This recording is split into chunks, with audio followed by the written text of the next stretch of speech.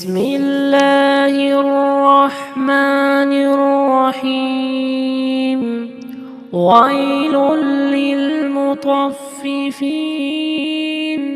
الذين إذا اكتالوا على الناس يستوفون وإذا قالوهم أو وزنوهم يخسرون.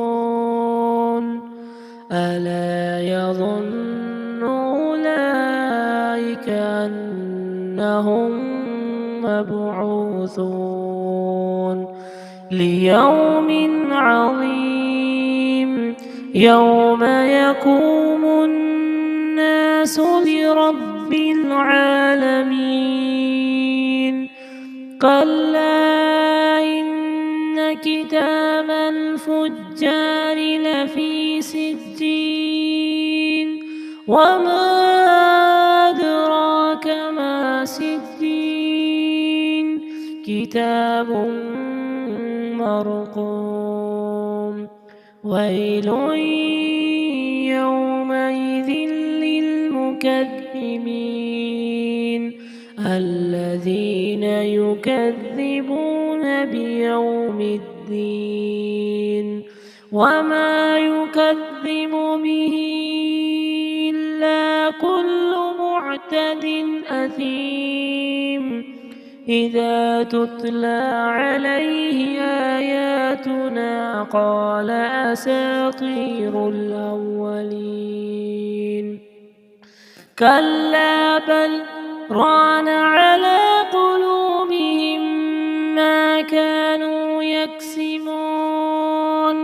كلا إنهم عن ربهم يومئذ لمحجوبون ثم إنهم لصالو الجحيم ثم يقال هذا الذي كنتم به تكذبون. كلا إن كتاب الأبرار لفي عليين وما أدراك ما عليون كتاب مرقوم يشهده المقربون.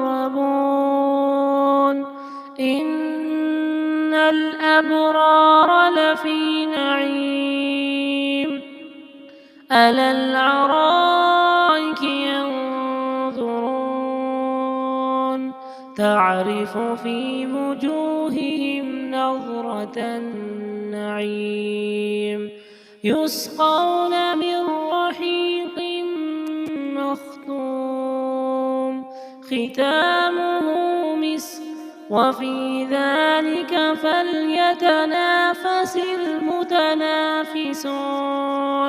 ومزاجه من تسنيم عينا يشرب بها المقربون.